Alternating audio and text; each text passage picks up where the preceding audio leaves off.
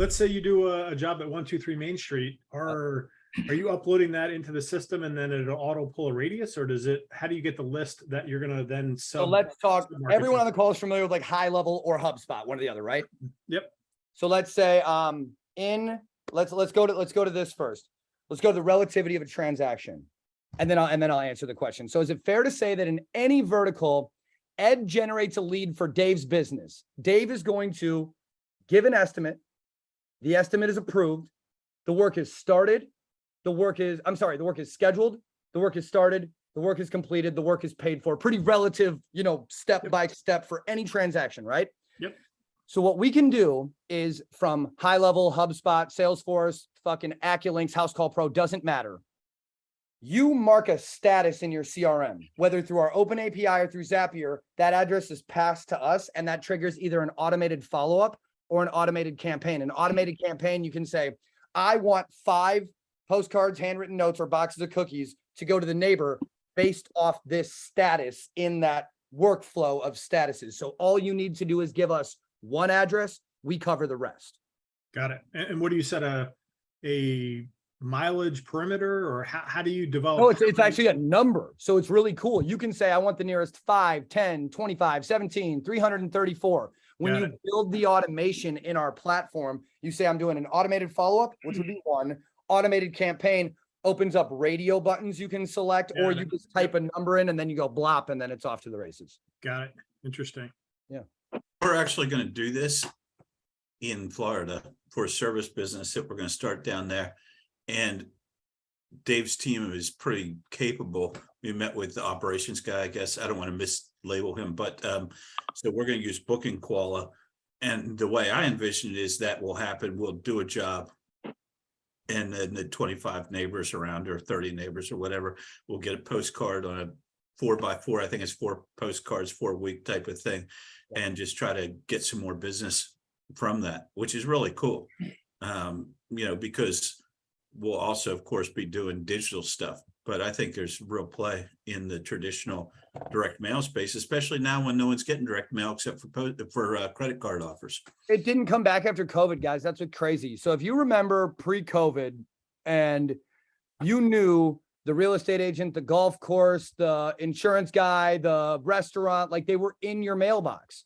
A lot of those companies died sadly during COVID, went out of business. Marketing mail went down 72% over 2 years. It wasn't because it didn't work. It's because the businesses were dying. They weren't funded. The PPP, the EIDL, all that stuff was going on. It never really came back because we're in a dying industry. The average age of an employee in the print industry is 52 years old. They're all going to retire in 5 to 8 years, and they have no plans. Like 60% of the industry does not have a transitional employee coming up behind them. So we're going to start snapping up print shops for pennies on the dollar, placing them in mailing regions around the country, and just having places taking our software to divert work orders to. It's just one of those things where preparation met opportunity for us. I don't want to, replace jobs or hurt industries or anything like that, but because of the automation and the stuff that can happen here, it's just a different approach. You don't need to send Mark's talking about bulk mail, going to the cage to argue with Donnie because Karen, his boss, told him the facing slips are wrong or some shit. Like, that's just not the game anymore. We take, if anyone watching this walked into Minuteman Press and was like, hey, I saw this asshole Dave yelling at me on the internet, and he said he's sending mail to the neighbors. I want to send 10 postcards to the neighbors of a job triggered for my CRM. The poor girl at Minuteman Press, her eyes would cross. She would throw up. She would ask you to leave her store because they don't know. Like, it's just not best practices looking how to do this stuff.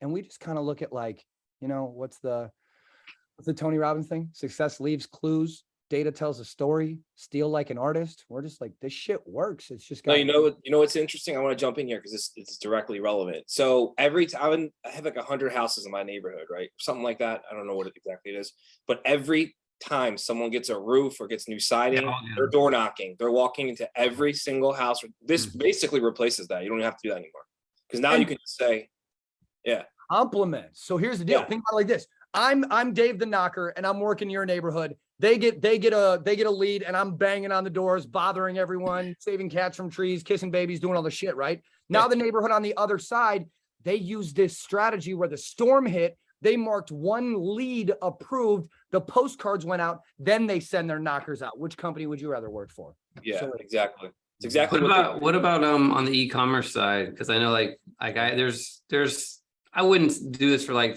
the vegan baby oil, right? But we're talking about like we sell e-bikes, we sell kayaks. Yeah. These are things that people are gonna buy. Their neighbors are gonna see them in front of their house, and we're like I actually have an e-bike. I brought it home because I took one home in the store. Every neighbor in my freaking neighborhood was like, "Dude, where'd you get the bike? Where'd you get the bike?" So I'm like, this would probably be a good idea for physical, like things that will be visual for your neighbors, not just small little things that hide in your pocket, right? E-commerce is beautiful for it because it allows that no minimum order trigger base. Dude, we did this. We had this case study. I can't share the client because it wasn't my client, but these guys do like it was a one of those vitamin water packs, you know, that you pour in. And this guy had an audience. It was like military or veterans or something like that. The dude had done some tours. Awesome guy. And they were just doing great, killing it on e-com. They would do a thing where they would do it was like a Russell style buy, just pay shipping and get the kit. They would get that every week. They would set a trigger in their CRM of non-converters.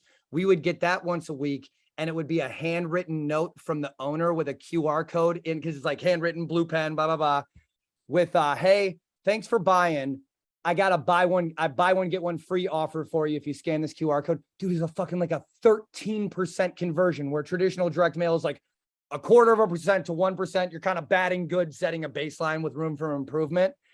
E-com, because we unlocked, Dustin, the no minimum order type of stuff, now you can get super triggered. So like to Robert, what you were saying on the door knocking stuff, we have roofing clients. And actually, you guys know Jim Allen. Like Jim Allen sets this up through our gray label, where if you come in and you're Ed's roofing company and you have 5 sales reps, what data is passing through Zapier from their CRM? I know the rep, I know the house, I know the stuff. So each postcard cycle, we do a 25 pre-job and a 25 post-job, and then a handwritten thank you to the strategy Mark was talking about in Florida. Approved, 25. Hey, we just got your neighbor approved. Market complete. Pardon the dust, pardon the noise. We just finished working in your neighborhood, whatever.